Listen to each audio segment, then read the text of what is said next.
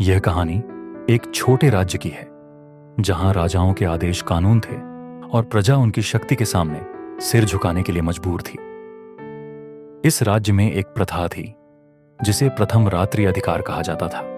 इस प्रथा के अनुसार किसी भी नवविवाहित स्त्री को अपनी शादी की पहली रात राजा के साथ बितानी पड़ती थी। यह प्रथा स्त्रियों के सम्मान और मानवता पर एक गहरी चोट थी। गांव के एक गरीब किसान की बेटी अमृता अपने सादगी और सुंदरता के लिए जानी जाती थी। उसकी शादी गांव के एक सीधे सादे युवक अनिरुद्ध से तय हुई थी। शादी का दिन पूरे गांव में उत्सव जैसा था। अमृता और अनिरुद्ध के दिल में खुशी और नई जिंदगी के सपने थे, लेकिन उनकी खुशी ज्यादा देर टिक नहीं पाई। जैसे ही शादी समाप्त हुई, राजमहल से एक संदेशवाहक उनके दरवाजे पर आ पहुंचा।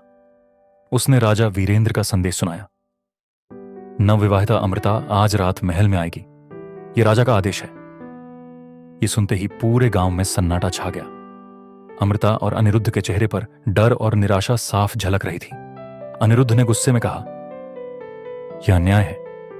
मेरी पत्नी कोई राजा की वस्तु नहीं है। लेकिन गांव वालों ने उसे समझाया कि राजा के आदेश का विरोध करना विद्रोह माना जाएगा, जिसकी सजा मौत थी। अमृता को जबरदस्ती महल भेजा गया। महल में राजा वीरेंद्र उसका इंतजार कर रहा था।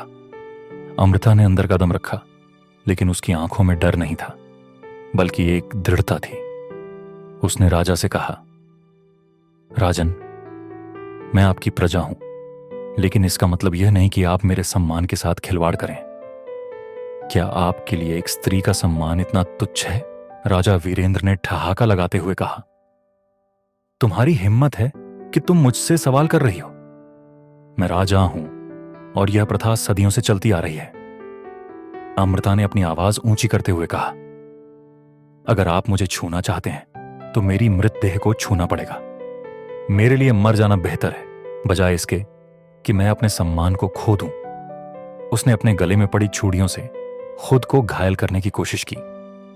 राजा इस दृश्य को देखकर हतप्रभ रह गया। उसने कभी सोचा नहीं था कि कोई स्त्री उसके सामने इस प्रकार खड़ी हो सकती है। अमृता की निडरता और आत्मसम्मान ने राजा को अंदर से झकझोर दिया।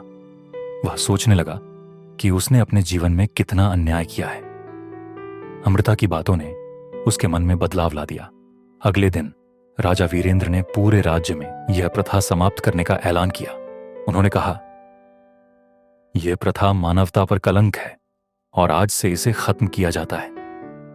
मैं उन सभी स्त्रियों से माफी मांगता हूं जिनके साथ अन्याय हुआ है। अमृता वापस अपने गांव लौटी, जहां उसका स्वागत एक नायिका की तरह किया गया।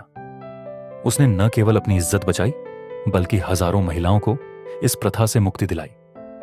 ये कहानी हमें सिखाती है कि अन्याय और शोषण के खिलाफ खड़े होने के लिए साहस की जरूरत होती है।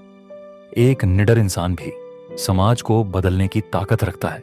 यह कहानी आपके चैनल पर न केवल भावनात्मक प्रभाव डालेगी, बल्कि एक सामाजिक संदेश भी देगी।